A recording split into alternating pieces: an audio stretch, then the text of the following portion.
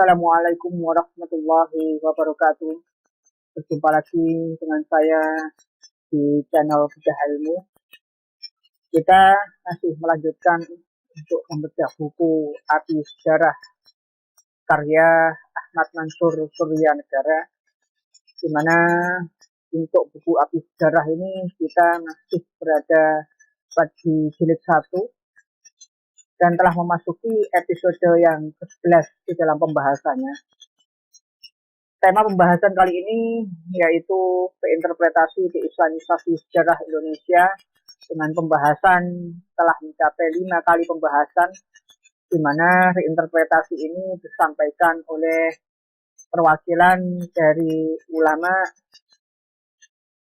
Persatuan Ulama se-Jawa Barat, yaitu Profesor Dr. Kyai Haji Salimuddin Abdurrahman MA.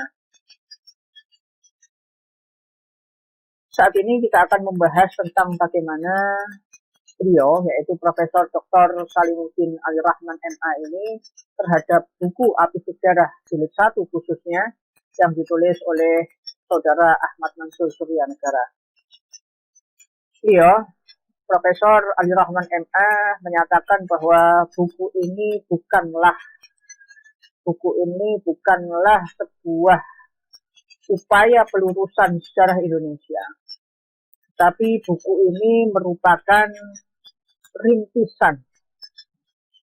Buku ini merupakan rintisan dari upaya pelurusan. Jadi belum sampai kepada tahap pelurusan, tetapi masih merintis upaya pelurusan penulisan sejarah Republik Indonesia. Dan juga buku ini adalah melengkapi karya penulisan sejarah yang ditulis oleh Raden Kyai Haji Abdullah bin Nuh, Sejarah Islam di Jawa Barat hingga zaman keemasan Banten. Di mana kita ketahui bahwa sejarah Islam di Jawa Barat hingga keemasan Banten ini juga turut andil di dalam proses perjuangan pergerakan kemerdekaan Republik Indonesia. Hanya saja Raden Kyai Haji Abdullah bin Nuh tidak menuliskan waktu-waktu setelah proses proklamasi kemerdekaan Republik Indonesia di dalam buku-bukunya yang beliau tulis, dan juga di dalam buku Sejarah Islam di Jawa Barat hingga keemasan Banten. Hanya dibatasi sejarah tersebut mulai dari sejarah Islam di Jawa Barat, masuknya Islam di Jawa Barat hingga zaman keemasan Banten saja. Sehingga di sini Ahmad Mansur Suryanegara, walaupun berpatokan bukunya terhadap Raden Kyai Haji Abdullah bin Nuh, tetapi beliau ingin bagaimana dampak daripada kerajaan Banten ini berdiri, Islamnya berkembang, kemudian dampaknya sampai kita rasakan di zaman kemerdekaan ini. Cakupan buku Api Sejarah menurut Profesor Dr. Salimuddin Abdurrahman MA, bahwasanya buku ini cakupannya cukup luas, di mana merujuk kepada buku yang ditulis oleh Raden Kyai Haji Abdullah bin Nuh, tetapi ditambahkan oleh Saudara Ahmad Mansur Suryanegara sebagai pelengkap bagaimana sejarah keemasan Banten ini muncul. Tentu tidak lepas dari peranan dan kiprah Nabi besar Muhammad Shallallahu Alaihi Wasallam yang diutus Allah Subhanahu Wa Taala untuk menyempurnakan akhlak, untuk menyempurnakan adab, dan untuk membawa pesan tauhid kepada umat manusia, untuk mengesahkan Allah Subhanahu Wa Taala dan menegakkan keadilan. Setelah Rasulullah SAW, tentu dilanjutkan kepada para Khulafaur Rasyidin. Khulafaur Rasyidin di sini yaitu adalah sahabat Abu Bakar radhiyallahu an, sahabat Umar radhiyallahu an, sahabat Utsman bin Affan radhiyallahu an, dan juga sahabat Ali bin Abi Thalib radhiyallahu an. Kemudian dilanjutkan dengan kerajaan-kerajaan Islam, dan muncul satu khalifah setelahnya, yaitu Ibnu Umar radhiyallahu an. Bahwa di sini setelah kita melihat zaman Khulafaur Rasyidin yang dipilih berdasarkan undang-undang di dalam syariat Islam, maka kemudian setelah Khulafaur Rasyidin muncullah kerajaan-kerajaan. Di sini telah masuk kepada mulkan adon. Apabila kita merujuk kepada hadis Rasulullah SAW dari 4 fase kaum muslimin, yang pertama adalah fase kenabian, kedua adalah fase Khulafaur Rasyidin, ketiga adalah fase mulkan adon. Di mana fase mulkan adon di sini adalah raja-raja yang memerintah adalah kaum muslimin, tetapi di dalam proses pelaksanaan pengangkatan kepemimpinan tidak didasarkan atas syariat Islam, yaitu pemilihan secara ulama, musyawarah ulama, tetapi didasarkan atas keturunan. Di sini sudah memasuki kepada wilayah monarki atau kerajaan Islam. Dan setelah itu adalah mulkan Jabriyah, yaitu dimulai dari tahun 1924, yaitu hancurnya kekhalifahan, kemudian diganti dengan sistem demokrasi global. Nah, di sini tidak dituliskan oleh Raden Kiai Haji Abdullah Binu di dalam mulkan Jabriyah, namun Raden Kiai Haji Abdullah Binu sampai kepada keemasan Banten, yaitu sampai kepada mulkan Adon. Karena di sini masih ada kerajaan Turki Utsmaniyah yang cukup kuat juga untuk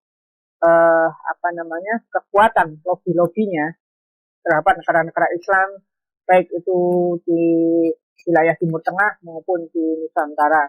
Walaupun pada saat itu terjadi gejolak antara Timur Tengah dengan Turki Utsmani, namun di wilayah Nusantara, yaitu Kerajaan Aceh, masih ada hubungan, yaitu hubungan diplomasi, walaupun bukan di dalam suatu wilayah kesatuan negara.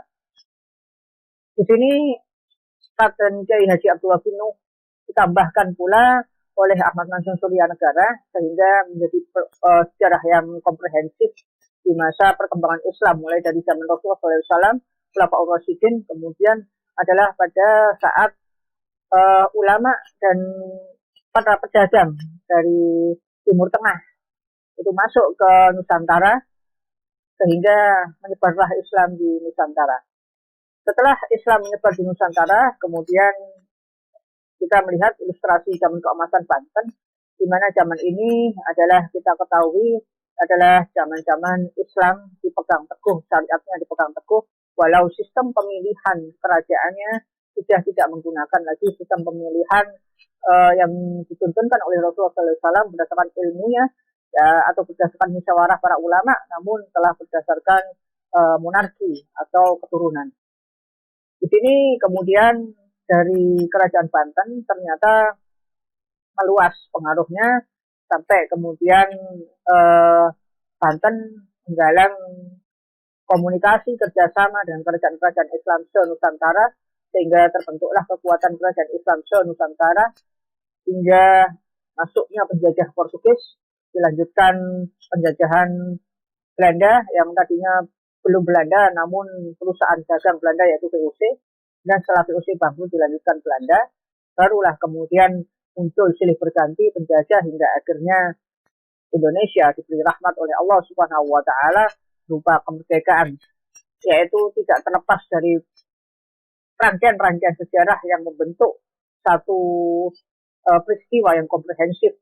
Di dalam suatu proklamasi adalah titik puncak di mana negeri ini telah memerdekakan dirinya dari penjajahan, namun daripada itu pemikiran-pemikirannya, geraknya, lalu kemudian juga bagaimana pola pikir dan juga pola pembentukan sosial kemasyarakatannya sudah terbentuk mulai zaman Islam masuk ke Nusantara hingga saat ini Indonesia menjadi negara Islam atau bisa dikatakan negara dengan penduduk Islam terbesar di dunia. Bahwa Profesor Dr. Salimuddin Aliurahman MA ini juga tidak lepas dari pengamatan beliau bagaimana kutipan-kutipan buku Raden Kiai Haji Abdullah Binu. Jadi kutipan ketiga yang ditulis oleh Ahmad Mansur Surya Negara, yaitu apabila kita melihat sanad keilmuannya, yang pertama adalah Api Sejarah Jilid 1 dan 2, diwarnai oleh buku tulisan Raden Kiai Haji Abdullah Binu, di mana Raden Kiai Haji Abdullah Binu juga diwarnai oleh buku berjudul The Preaching of Islam yang ditulis oleh Sir Thomas W. Arnold. Di sini banyak mewarnai fakta-fakta sejarah yang diangkat oleh Raden Kiai Haji Abdullah bin Nuh. Karena Sir Thomas W. Arnold ini adalah pakar juga sejarah yang melihat tentang perkembangan Islam, baik di Timur Tengah maupun di Nusantara. Kita melihat bahwa itu adalah cover lama ya dari Raden Kiai Haji Abdullah bin Nuh, sayangnya tidak dicetak ulang, sehingga buku ini banyak yang memiliki namun sudah berwarna kekuningan. Jadi sehingga apabila buku ini dicetak ulang, alangkah indahnya, alangkah baiknya untuk kita telusur kembali dan kita baca, karena buku ini juga penting sekali untuk membentuk pola pikir yang komprehensif terhadap pergerakan Islam di Nusantara. Dari Timur Tengah menuju Banten, dari Banten menuju ke Pulau Jawa, dari Pulau Jawa menuju ke Nusantara. Artinya di sini mengapa kok disorot Banten? Karena memang Raden Kiai Haji Abdullah bin Nuh masih keturunan dari Sultan Banten, dari Kerajaan Banten. Sebetulnya juga banyak juga buku-buku dari kerajaan-kerajaan lain seperti Kerajaan Kalimantan, Kerajaan Aceh. Tetapi yang fenomenal kala itu sehingga dianggap sebagai buku fenomenal oleh Ahmad Mansur Suryanegara adalah Raden Kiai Haji Abdullah bin Nuh. Selain itu, Ahmad Mansur Suryanegara juga mengenal baik Raden Kiai Haji Abdullah bin Nuh. Raden Kiai Haji Abdullah bin Nuh mengambil fakta-fakta sejarah dari Sir Thomas W. Arnold, namun kemudian ditambah pula oleh Ahmad Mansur Suryanegara tentang beberapa sejarah Islam di Mughal, India. Apabila kita melihat bahasa Indo-Aryanya Mughal, yaitu adalah Mongol. Mongol sama Mughal itu masih satu hubungan, ya, hanya berbeda bahasa saja. Apabila kita melihat di Wikipedia dan beberapa sumber bahwasanya Mongol dan Mughal ini masih terdapat satu hubungan, sehingga kita melihat bahwasanya kerajaan Mongol ini juga berdiri atau bercokol di India, yang mana nanti akan kita bahas lebih jauh. Pembahasan ini adalah didasarkan oleh tulisan Ahmad Mansur Suryanegara. Terlepas dari pro kontra atau mungkin ada persepsi yang lain, mungkin bisa didiskusikan dengan melalui sumber-sumber yang lain. Silakan ditulis di kolom komentar, karena kita adalah membedah buku Ahmad Mansur Suryanegara dan tidak membedah buku yang lain, sehingga biarlah mengalir apa yang dibahas oleh Ahmad Mansur Suryanegara di dalam bukunya Api Sejarah jilid 1 ini. Kemudian Ahmad Mansur Suryanegara juga menambahkan apa yang ditulis oleh Raden Kiai Haji Abdullah bin Nuh di dalam kutipan-kutipannya dengan penjelasan-penjelasan, yaitu sejarah Islam di China. Sejarah Islam di China itu juga tidak terlepas dari bagaimana perkembangan Islam di wilayah Timur Tengah yang telah memasuki wilayah daerah, kalau sekarang daerah Rusia, ya, bagaimana Imam Bukhari juga dimakamkan di wilayah Rusia, kemudian juga masuk kepada Cina ke arah timur, kemudian juga Islam sudah menyebar di banyak belahan bumi. Lantas kemudian kenapa kok Raden Kiai Haji Abdullah bin Nuh yang tadinya membahas tentang sejarah pergerakan Islam di Timur Tengah masuk ke Banten, tetapi ditambahkan oleh Ahmad Mansur Suryanegara di dalam buku Api Sejarah jilid 1, yaitu sejarah Islam di Timur Tengah, sejarah Islam di Mongol atau Mughal di India, dan juga sejarah Islam di China, karena ketiga perkembangan Islam di belahan dunia ini adalah sangat mempengaruhi perkembangan Islam di Nusantara. Jadi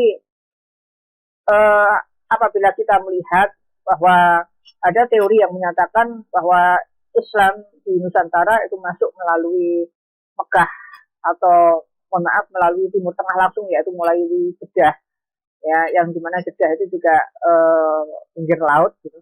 Lalu kemudian juga ada yang menyatakan melalui Gujarat, bahkan juga ada teori yang menyatakan melalui Cina. Islam di Cina masuk ke Indonesia karena berdagang. Bisa jadi memang ketiganya adalah suatu hal yang tidak bertentangan, karena bagaimanapun ketiga wilayah ini memang sudah diwarnai oleh nuansa Islam, begitu pula dengan pedagang-pedagangnya. Biasanya pedagang itu juga ada para ulamanya, di mana para ulama ini yang memberikan ilmu kepada kapal-kapal dagang selama berlayar. Kapal dagang itu berlayar, ulama ini pun juga beraktivitas untuk memberikan ilmu kepada awak kapalnya, sehingga di sini mereka tetap mendapatkan siraman rohani, sehingga sesampainya di Nusantara pada saat mereka berdagang baik di Timur Tengah, di India maupun di China,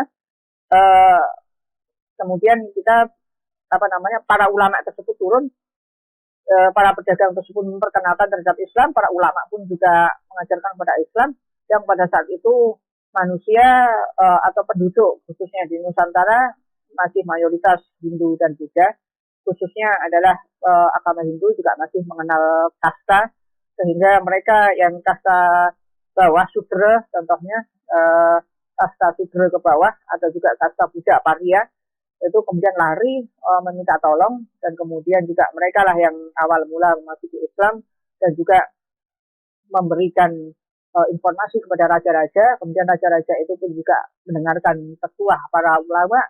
Kemudian raja-raja tersebut ada yang masuk Islam, ada yang menentang, namun tidak sampai terjadi pertempuran di Nusantara. Apabila menentang, ya maka dipersilahkan selama perjanjiannya adalah tidak menzolimi rakyat bawah. Tetapi bagaimana dengan raja-raja yang tertarik masuk Islam? Seperti ada beberapa pendapat yang menyatakan bahwa Prabu Siliwangi itu masuk Islam. Ada yang mengatakan bahwa bukan Prabu Siliwangi yang masuk Islam, tetapi adalah putra-putrinya. Salah satunya adalah Rara Santang yang menikah dengan salah seorang ulama yang telah kita bahas di beberapa episode yang lalu. Yang dari Rara Santang ini adalah ibu memiliki putra, ya, yaitu ibu daripada Syarif Hidayatullah atau yang biasa disebut Sunan Gunung Jati. Ada juga yang menyebutkan bahwa Raja Siliwangi lah yang masuk Islam. Begitu pula Demak. Demak ini adalah putra dari Raja Majapahit, di mana mereka mendirikan sebuah wilayah di Jawa Tengah, di Demak, sebelum ada kerajaan. Lalu kemudian ada banyak versi. Ada versi di mana Demak menyerang Majapahit, tapi ada versi yang lebih kuat, yaitu versi di mana Majapahit ini ternyata diberontak oleh internal dan juga mau diserang oleh salah satu kerajaan eksternal, sehingga Demak ini membantu ayahandanya. Jadi Sultan Agung Hanyokrokusumo ini membantu kerabat ayahandanya, kemudian menghabisi para pemberontak di Majapahit. Dan karena Majapahit sudah terkalahkan atau mungkin akhirnya Prabu Brawijaya kelima moksa, artinya dia tidak mau masuk Islam karena mengambil agama dari leluhurnya, tetapi beliau memilih untuk tidak lagi mengurusi masalah dunia, yaitu beliau moksa di salah satu gunung. Banyak pendapat di mana beliau moksanya, ada yang di Gunung Arjuna, ada yang di Gunung Semeru dan sebagainya. Lalu kemudian Sultan Demak ini hakikatnya tidak menyerang Majapahit, tapi menyerang pemberontakan. Tapi ada banyak mereka yang menyatakan bahwasanya yang kuat adalah Demak menyerang Majapahit. Terlepas dari apa penyebabnya, Demak menyerang Majapahit sehingga banyak yang lari. Salah satunya adalah lari ke Tengger, juga Ngadas, dan juga beberapa wilayah di Jawa Timur seperti Banyuwangi, dan lari ke Bali. Tapi sejarah ini, perbedaan ini memang banyak sekali persepsi yang susah untuk dibuktikan, karena sejarah yang sangat pelik ini adalah jauh di masa buku sudah dipatenkan ya untuk menjadi satu buku. Tulisan-tulisan pada saat itu hanya ada di batu, di lontar dan sebagainya, dan banyak tulisan-tulisan yang sudah berceceran yang susah sekali dibaca, khususnya di era Nusantara. Sedangkan di Timur Tengah pada saat itu memang sudah muncul kertas, di Cina juga sudah muncul kertas, buku-buku juga sudah dicetak. Nah, tapi mengapa Nusantara belum? Karena termasuk Nusantara ini negara kepulauan, ya, di mana harus menyeberang laut orang-orangnya untuk membawa teknologi-teknologi tersebut. Allahu a'lam, kita tidak membahas sampai di sana. Tapi kita melihat bahwasanya memang sejarah ini banyak sekali persepsi, sejarah ini banyak sekali pandangan, sejarah ini banyak sekali penafsiran terhadap bukti-bukti yang ada. Maka dari itu sejarah yang kita bahas kali ini adalah memberikan gambaran kepada kita bagaimana pada zaman dahulu itu adalah peristiwa yang mempengaruhi pada zaman sekarang. Yang tidak mungkin zaman sekarang itu ada karena dengan tiba-tiba ya. Peristiwa saat ini itu ada dengan tiba-tiba. Pasti dipengaruhi. Baik itu budaya, pemikiran, sosial masyarakat, dan gaya pikir masyarakat dan sebagainya. Itu dipengaruhi oleh budaya masa lalu. Tapi terlepas dari kebenaran sejarah, itu susah untuk kita katakan yang ini yang benar dan yang ini yang salah. Maka dari itu untuk proses sejarah ini saya lebih nyaman apabila memberikan beberapa perbedaan pendapat, silakan saudara simpulkan sendiri. Dan saya juga lebih nyaman untuk membahasnya di dalam fokus buku Api Sejarah Jilid 1 Ahmad Mansur Suryanegara. Insya Allah apabila memang buku ini telah kita selesai bahas dan juga buku kedua selesai kita bahas, kita nanti akan membahas buku yang lain, tentunya juga dari persepsi yang lain. Di sini kita katakan Allahu a'lam bishawab, karena hanya Allah Subhanahu wa taala yang Maha mengetahui deretan-deretan panjang sejarah itu.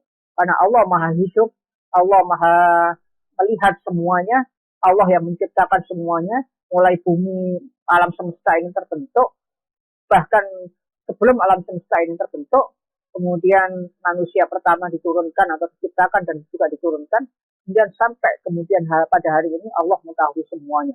Dan untuk kebenaran sejarah, bagaimana sejarah tersebut yang benar dari persepsi, sekian banyak persepsi yang benar mana, maka saya sebagai manusia yang lemah, saya menyatakan Allahu a'lam bishawab. Kita nanti di yaumil akhir, kita nanti menyaksikan bersama Allah Subhanahu wa taala mengungkap, menguak kebenaran yang mana yang benar dan mana yang salah. Kurang lebihnya mohon maaf, semoga kita bisa berjumpa di episode mendatang. Assalamualaikum warahmatullahi wabarakatuh.